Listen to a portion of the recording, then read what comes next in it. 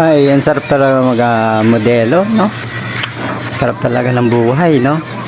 Pero ang bago lahat ay mag-ano na lang tayo. Tara na para maghahalaman tayo dito sa green and green katulad nitong aloe vera na maganda itong halaman na to. Lalo na sa maganda sa buhok to, mga kapiatsa. Tara na para ayos tayo ng mga halaman dito.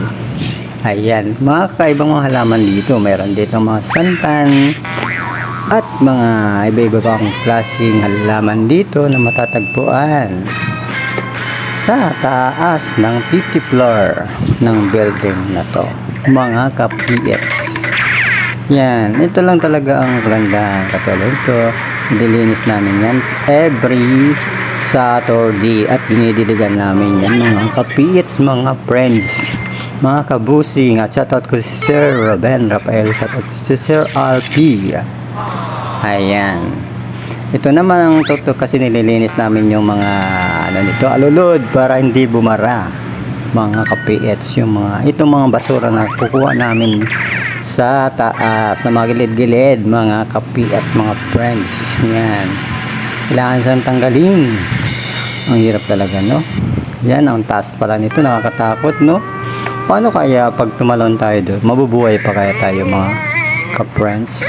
Kaya kahit may problema kayo, huwag niyong gagawin yan, mga taas-taas talaga. Kaya maging tayo, laging ingat-ingat tayo sa mga ganyan, lalo sa mga gilid-gilid. Siyempre, alam mo naman, madulas ang mga, lalo pag umuulan, madulas ang yero. Kaya kailangan natin ang pag-iingat sa atin. Oo. Ito na ang kagandahan na nalinis namin, mga kapits. Maayos talaga pag naayos yung mga halaman. Kaya kayo may mga halaman dyan, pag may time kayo, ayusin niyo kasi maganda yan sa bahay.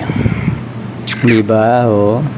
Diba, successful talaga siya, oh. Makikita natin ang kagandahan ng halaman.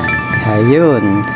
Matitigas kasi yan, kailangan siya si Alarma PH TV. Suportahan natin si Alarma PH TV sa kanyang channel.